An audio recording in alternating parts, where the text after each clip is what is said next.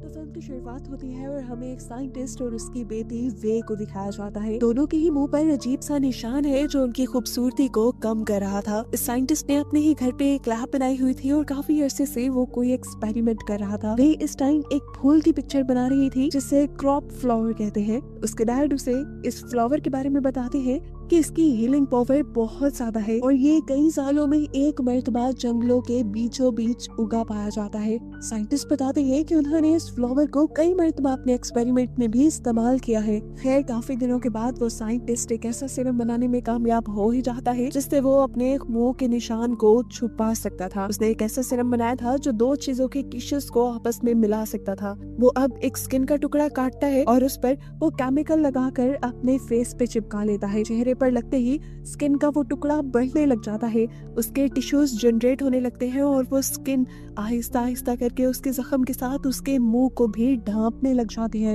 ये देखकर वो बहुत ही ज्यादा घबरा जाता है। वो ऐसा नहीं चाहता था जो हो रहा है, वो सिर्फ अपने मुंह के निशान को खत्म करना चाहता था, लेकिन स्किन के इस टुकड़े ने उसके पूरे मुंह को कवर कर लिया। डर कर साइंटिस्ट ने अपनी होठों वाली जगह पर कट लगा लिया, उस स्किन को काटा, लेकिन उसके बावजूद भी वो स्किन दोबारा से जुड़ गई आपस में। उसकी स्किन अब उसकी आंखों पे, उसके नाक पे, हर जगह फैल रही थी। वो बार बार वो अपने होंठों की जगह पे, आंखों की जगह पे कट लगा रहा था और ये सब करते देखकर वे बहुत ज्यादा घबरा चुकी थी। आखिर डर कर वे नहीं अपने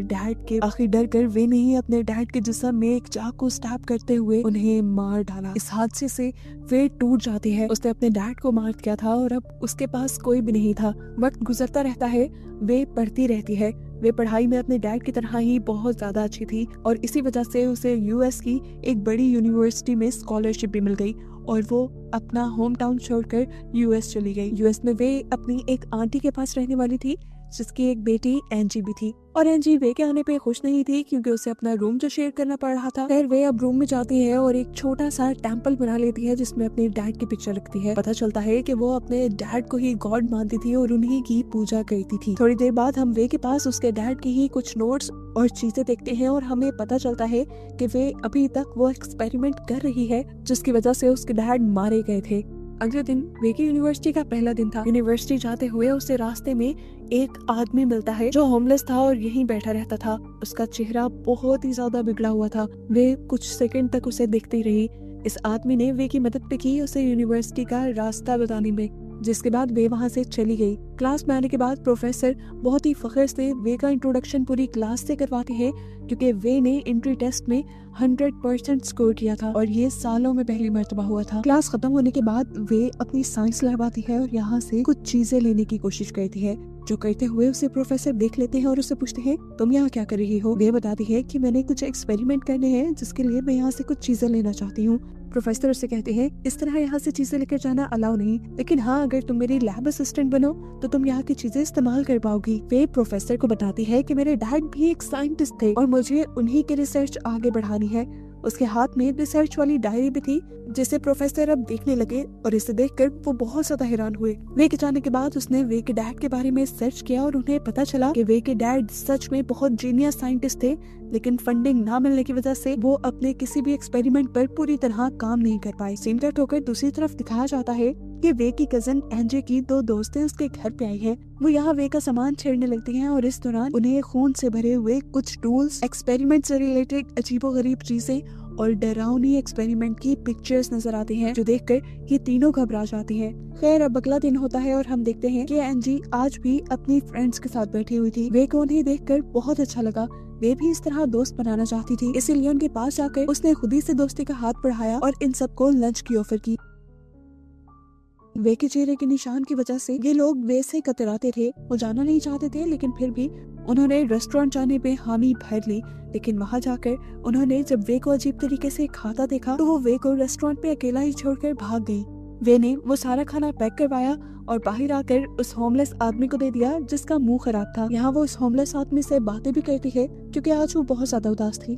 वो उस होमलेस आदमी को कहती है, मेरे मुंह पे निशान है जो मुझे बहुत बदसूरत बना देता है। तो होमलेस आदमी उससे कहता है, ऐसा नहीं है, तुम जैसी हो वैसी ही बहुत खूबसूरत हो। इससे बातें करने के बाद वे को कुछ अच्छा महसूस हुआ था। अब वो घर ही जा रही थी कि रास्ते में उसके प्रोफेसर उसे मिल गए, जिन्होंने उसे लिफ्ट दी। वो उसके लिए एक प्रपोजल लेकर आए थे। वो उससे कहते हैं, मैं तुम्हारी इस रिसर्च को कंप्लीट करने में मदद करूंगा, जिसके लिए प्रोफेसर को वे की परमिशन चाहिए थी, क्योंकि ये वे के डैड की रिसर्च थी। वे तो खुशी खुशी मान गई, क्योंकि प्रोफेसर पहले इंसान थे जो उसकी मदद कर रहे थे। अगले ही दिन से ये लोग उस एक्सपेरिमेंट पर काम करना शुरू कर देते हैं। काफी दिनों की मेहनत के बावजूद भी इनका एक्सपेरिमेंट काम नहीं करता। इनकी सारी मेहनत बेकार जा रही थी। इनको इनके मर्जी के रिजल्ट्स नहीं मिल रहे थे और इस चीज से प्रोफेसर फ्रस्ट्रेट होकर इस एक्सपेरिमेंट को बंद करने का फैसला कर लेते हैं। आज के दिन जब वो उदास थी तो इतने में ही एनजी की दोस्त एलिस यहाँ पर आई। वो भी लैब असिस्टेंट के लिए अप्लाई करने के लिए आई थी और प्रोफेसर ने उसकी रिक्वेस्ट मान भी ली।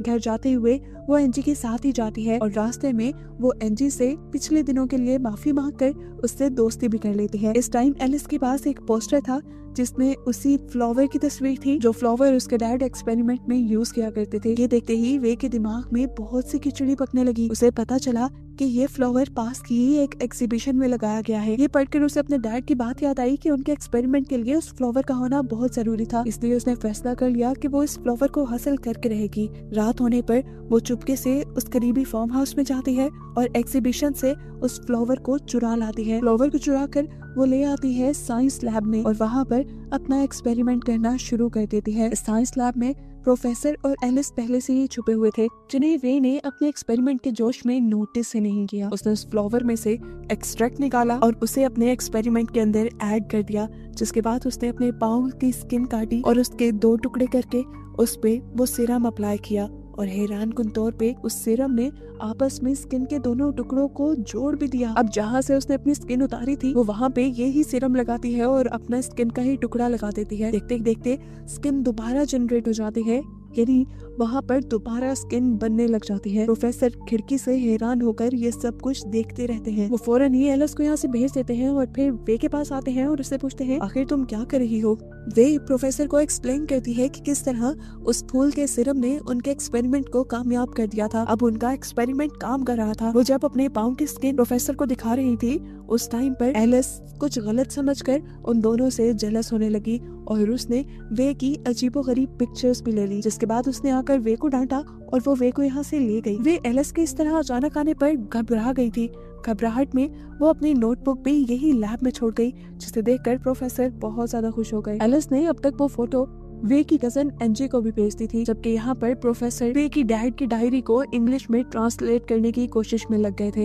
एनजी इन तस्वीरों को देखकर बहुत ज्यादा गुस्से में आ गई और गुस्से में उसने वे के कमरे की बहुत सी चीजें तोड़ फोड़ दी। जब वे कमरे में आई और कमरे का ये हाल देखा तो उसे बहुत दुख हुआ और तभी अचानक पीछे से एनजी ने आकर वे के ऊपर हमला भी कर दिया।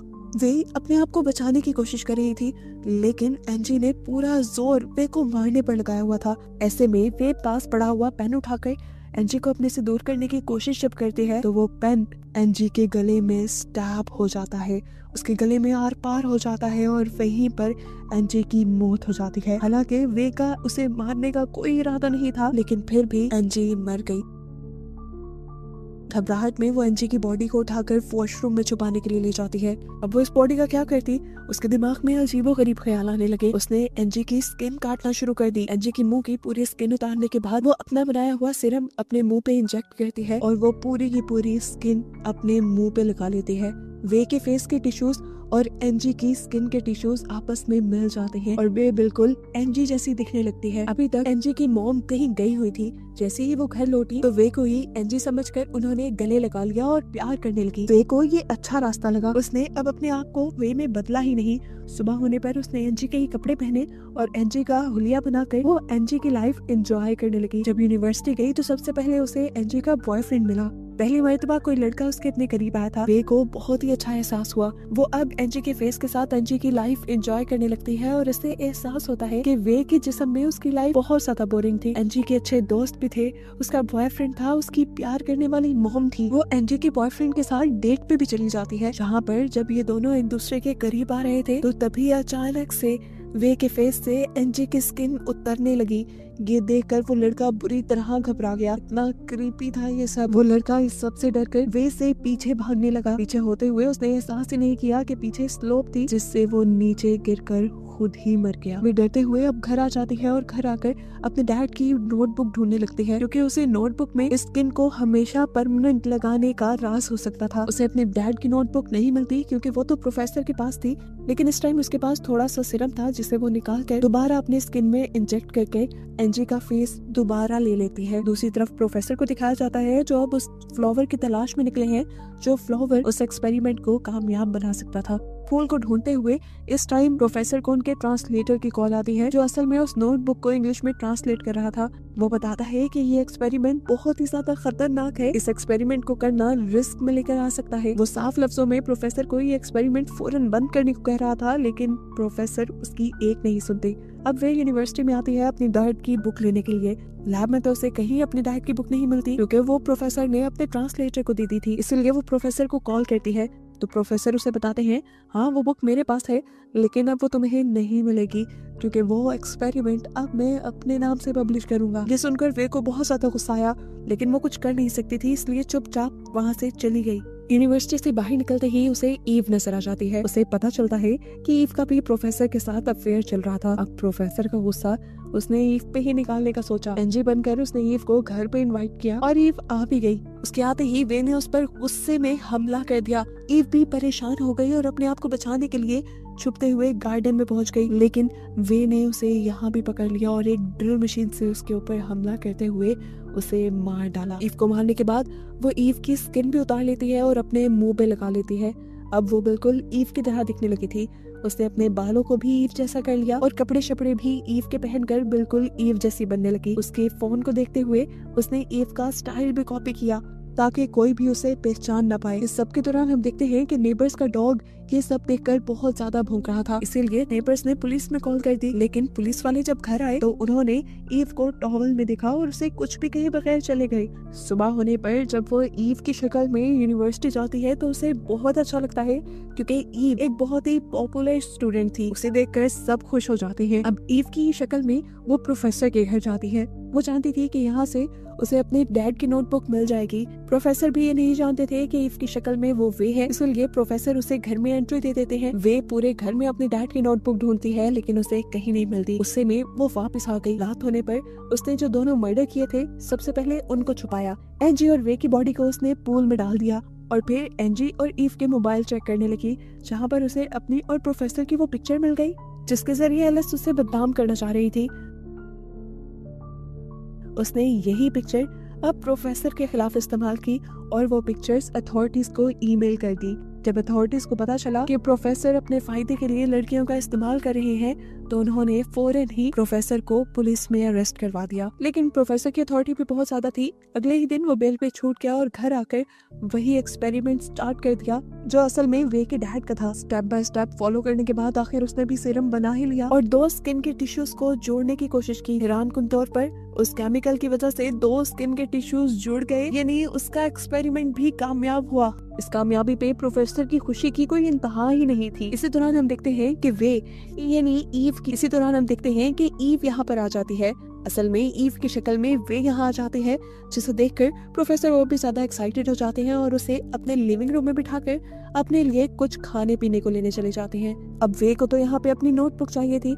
उसके जाते ही वो अपनी नोटबुक ढूंढने लग गई और उसे कैबिन में वो सीरम मिल गया जो अभी अभी प्रोफेसर ने बनाया था। सीरम के लेते ही वो यहाँ रुकी नहीं बल्कि भाग गई। उसके भागने पर प्रोफेसर को थोड़ा शक हुआ और उसने जब अपना कैबिन खोल के देखा तो वहाँ पे उसका बनाया सीरम नहीं था। रात में अब वे अपने असली चेहरे के साथ अपने घर पे थी। तभी एलिस उसके पास आती है और उसे बताती है कि उनकी दोनों दोस्तें अजीब तरीके से गायब हो गई है। वो काफी दुखी थी इस चीज को लेकर। वे ने उसे गले लगाया और उसे सहारा दिया। एलिस को अब पानी पीना था, इसलिए जब उसने फ्रिज खोला तो अंदर क्या देखा कि उसकी दोनों दोस्तों के कटे हुए जिस्म के हिस्से फ्रिज में फ्रीज किए गए थे। ये देखकर वो बुरी तरह घबरा गई और चीखने लगी। इससे पहले कि कोई उसकी चीखें सुन लेता या वो जाकर किसी को बता देती, वे क्लिन ट्रैप से उसका भी मुंह ढांप कर उसका दम घोट के उसका भी मर्डर कर देती है। अभी उसने इस मर्डर को छुपाया नहीं था कि उसके घर की डोरबेल बज गई। बाहर प्रोफेसर आए थे जो लॉक खुला देखकर फिर घर के अंदर आ गए। अंदर वे अजीब अंदाज में बैठी हुई थी। प्रोफेसर को देखते ही कहके लगाकर हंसने लगी। उसकी हालत देखकर प्रोफेसर को भी अजीब लग रहा था, लेकिन यहाँ वो जब प्रोफेसर को कांग्रेचुलेट करती है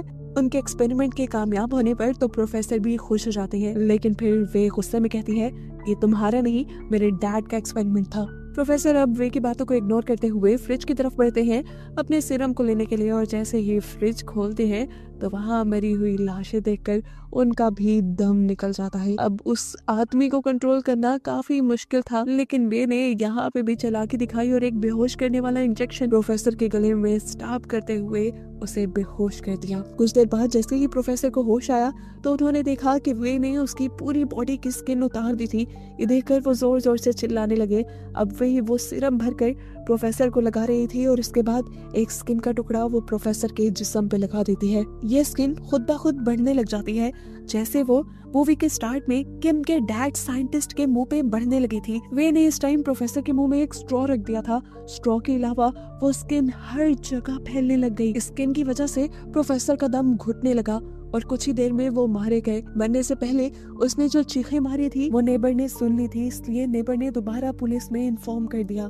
पुलिस को आता देखते ही वे घबरा गई और घर से निकलकर भाग गई, क्योंकि वो जानती थी कि अब वो पकड़ी जाएगी। पुलिस ने भी उसे भागते हुए देख लिया और उसे पकड़ने के लिए उसके पीछे भागी। भागते हुए वो होमलेस आदमी के पास पहुंचती है और उससे मदद मांगती है। वो होमलेस आदमी पहले ही वे को अच्छा समझता था, क्योंकि वे ने हमेशा उसके साथ अच्छा रवैया रखा था। वो होमलेस आदमी वे के कहने पर उसे अपनी चादर में छुपा लेता है और पुलिस उसे ढूंढ नहीं पाती। वे के एकदम से बैठने पर यहाँ वे के पास जो सीरम था वो अचानक से टूट गया था। उस सीरम के टूटने की वजह से उस होमलेस आदमी और वे की बॉडी के टिश्यूज एक साथ मर्ज होने लग जाते हैं। उनकी बॉडी भी एक दूसरे में फ्यूज होने लग जाती है और वो दोनों एक अजीब से मॉन्स्टर में बदल जाते हैं। वे अब कुछ भी नहीं कर सकती थी। वो मॉन्स्टर बनी वहीं बैठी हुई थी। तभी उसे अपनी आंटी दिखी, जो अपनी बेटी एंजी को ढूंढते हुए वहां तक आई थी। वो अपनी आंटी को एंजी के बारे में भी नहीं बता पाई और यही दिखाते हुए ये कहानी यहाँ खत्म हो गई।